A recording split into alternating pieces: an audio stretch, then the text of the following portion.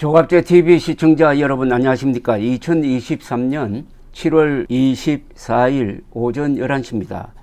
서울 관악구 신림동에서 흉기를 가지고 한 명을 살해하고 3명에게 중상을 입힌 조모 씨 33살의 신상 정보 공개 여부를 경찰이 조만간 결정한다고 합니다. 그런데 우리나라처럼 이렇게 흉악범의 얼굴이나 실명을 보호해주는 나라가 세계에서 거의 없습니다. 미국 같으면은 즉각 그 이름과 얼굴이 공개됩니다. 더구나 이 사람, 이자는 사형 선고가 나오겠지만은 집행이 되지 않을 가능성이 거의 100%입니다. 또 변호사들이 붙어서 이자를 변호할 겁니다. 사회 책임이 있다고, 성장 과정에서 문제가 있었다고, 이렇게 해서 또 한 사람의 살인범이 사형 집행되지 않는 상태에서 미결수로, 사형이 집행되어야 기결수가 됩니다. 그러니까 미결수로 국민 세금 축내면서 살아갈 가능성이 매우 높습니다. 거의 확실합니다.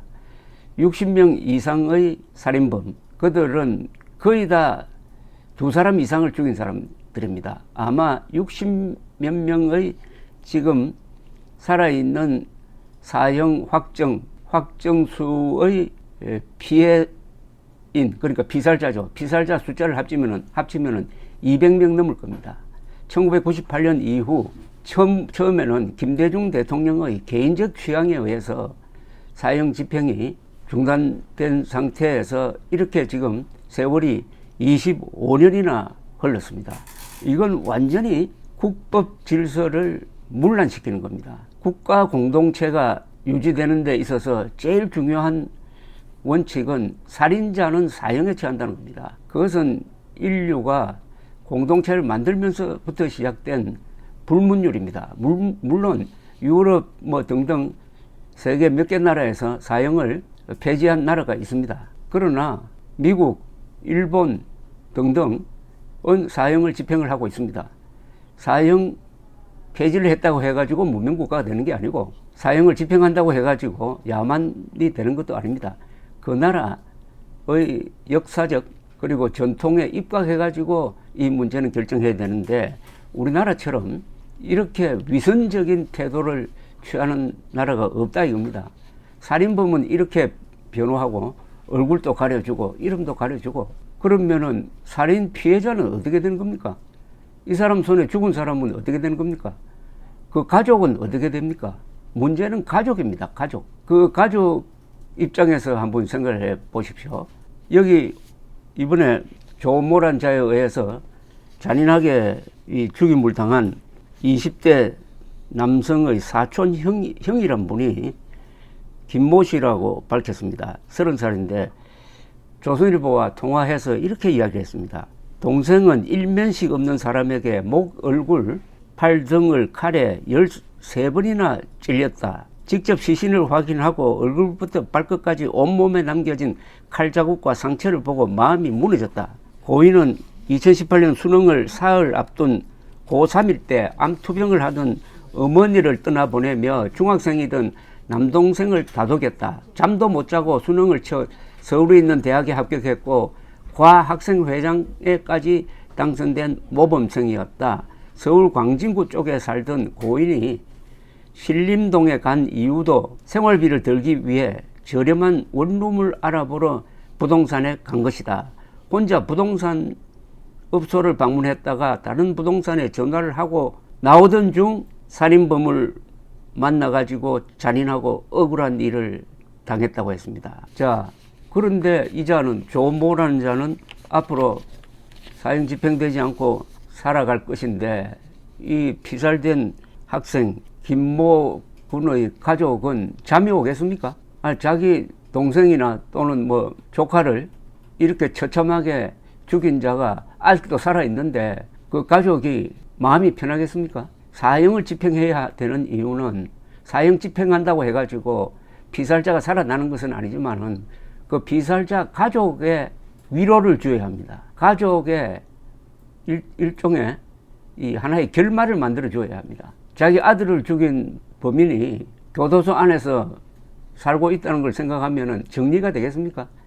그러니까 미국 영화 보면은 미국에서는 사형 집행을 할 때 그 피살자의 유족을 불러서 참관하게 합니다. 그걸 보면서 자기 아들을 죽인 사형수가 고통스럽게 죽어가는 걸 보면서 마음에 정리를 하고 일종의 복수심이죠. 이건 정의의 복수심인데 복수심도 만족시키고 그 뒤부터 새로운 삶을 살 수 있도록 하는 게 사형의 의미입니다. 그런데 우리나라에서는 이 사형에 관한 법률이 형사소송법 465, 466조 등에 있는데 사형 선고가 확정이 돼가지고 있을 때는 확정된 상태일 때는 6개월 이내에 법무부 장관의 명령에 의해서 사형을 집행하여야 한다 되어 있습니다.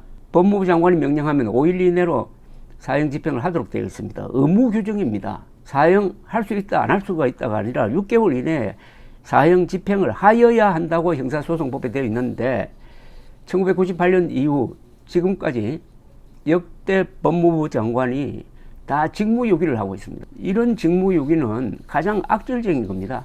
공동체를 유지하는 가장 중요한 약속 하나를 안 지킨다 이겁니다. 아니 법이 있으면 집행을 해야죠. 아니면 이 법을 폐지를 하든지 이 법이 있는데도 불구하고 사형 집행을 하지 않음으로써 지금 법원에서는 무슨 웃기는 일이 벌어지고 있느냐 하면은 이번 이 사건도 이 조모란자도 대법원에서 사형이 선고될 가능성이 있습니다. 사형이 선고되어도 법무부 장관이 집행을 안 하니까 그게 거짓말이 되는 겁니다. 국민을 속이는 것이고 법을 속이는 거죠. 사형 선고하는 사람이 있고 선고된 형을 집행하지 않는다고 한다면은 아니 어떤 사람에게 징역 20년을 선고를 했는데 법무부 장관이 집행을 하지 않아 가지고 그 사람이 돌아다니고 있는 거하고 마찬가지 아닙니까? 사형을 선고했는데 집행 안 되고 있다. 한국의 법치가 이게 지금 연극을 하고 있는 것 아닙니까? 속이는 것 아닙니까? 국민들을 속이는 것 아닙니까? 그러니까 이게 두 가지 중에 하나를 선택을 해야 됩니다. 사형을 규정한 그 형법을 폐지를 하든지 아니면은 집행을 해야 됩니다. 사형 집행을 해야 될 사람은 한동훈 법무장관입니다. 대통령에게 결재받을 필요 없습니다. 한동훈 장관의 결단에 의해서 60여 명의 생존 사형수 중에서 가장 악질적인 사람 한 10명을 추려가지고 사형 집행을 한다? 그러면은 그게 국민들에게 미치는 법의식이 뭐겠습니까?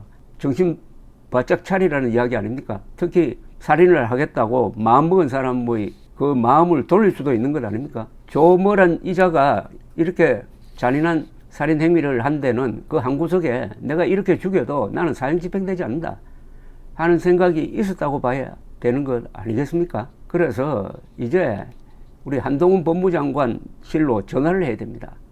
왜 사형 집행 안 하느냐고. 사형 집행 안 하고 다른 형을 사형보다도 더 약한 그것은 집행을 한다.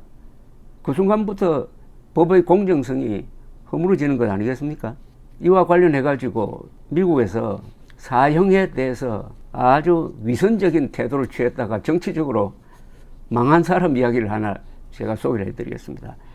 그게 1988년 10월 13일에 있었던 사건입니다. 미국 대통령 선거 마지막 토론회가 로스앤젤레스에서 열렸는데 사회자는 CNN의 앵커맨 버나드 쇼라는 분이었습니다. 당시에 공화당 후보는 조지 H.W. 부시, 당시는 부통령이었습니다. 그리고 민주당 후보는 마이클 두카키스, 당시 매사추세츠주 지사였습니다. 이 토론이 있을 때 두 사람의 지지율이 비슷했습니다. 이 버나드 쇼는 토론이 시작되자 먼저 두카키스에게 이렇게 질문을 했습니다. 지사님, 만약 키티 두카키스 부인입니다. 키티 두카키스가 강간을 당한 뒤에 살해되었다면은 귀하는 살인자에 대한 사형 확정 판결에 찬성하시겠습니까? 이렇게 물었어요. 토론장에 취재하러 나왔던 기자들 사이에서는 질문이 너무 거칠다는 중얼거림이 있었다고 합니다.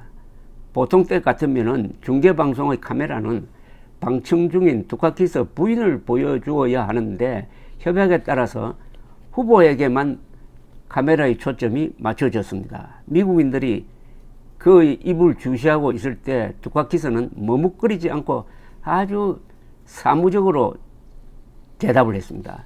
버나드, 나는 사형 판결에 찬성 안 할 겁니다. 내가 평생 사형제도에 반대한 것은 당신도 잘 알고 있지 않습니까? 그런데 그가 지사로 있던 매사추세츠 주에는 사형제도가 없었습니다. 미국에서는 주에 따라서 사형제도 있는 데도 있고 없는 데도 있습니다. 그런데도 매사추세츠 주에서는 범죄율이 매우 낮았다고 합니다. 두카키스의 마치 자판기 같은 대답을 들은 기자들 사이에서는 야, 이걸로 선거 끝났다는 분위기가 삽시간에 퍼졌습니다.